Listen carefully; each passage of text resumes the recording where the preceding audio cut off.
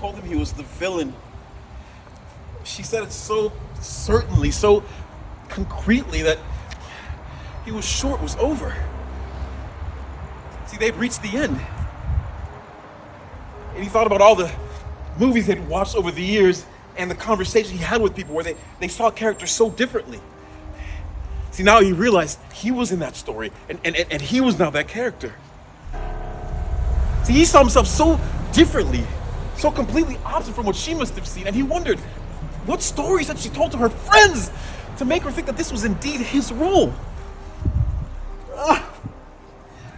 He quickly tried to play back all the scenes they had acted out together, looking for the evidence that she surely had that he had missed.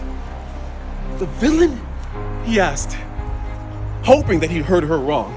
But no, she'd indeed said just that and repeated herself to boot. Now he thought to himself, he was never mean, he was never angry, rude, or hurtful, or untrue.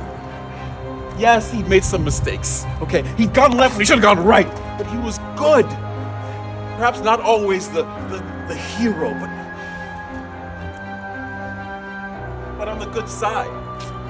And yes, life had worn down his cape a bit. See, it was tattered with holes and cuts, but it was there.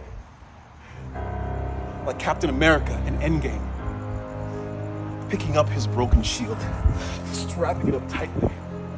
The battle once more. See, that's who he was.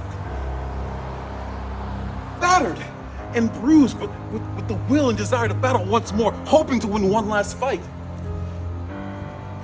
But he was the villain.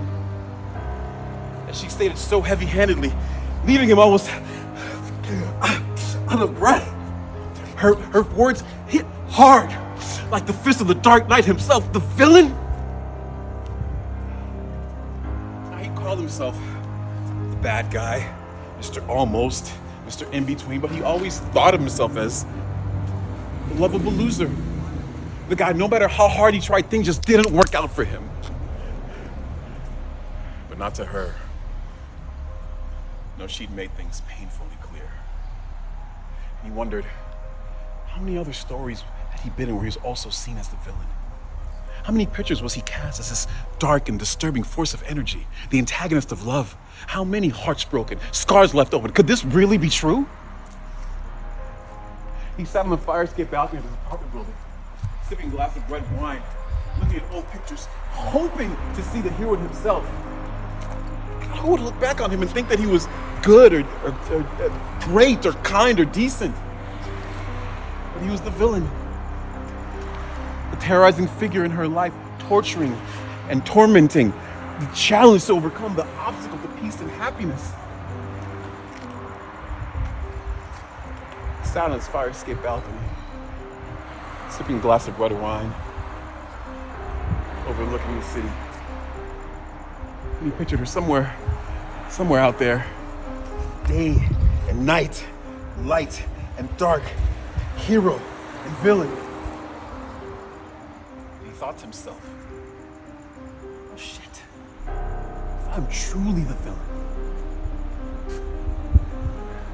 then I'm gonna be the baddest there is. So he lit a cigarette. He stepped into the light and laughed an evil laugh.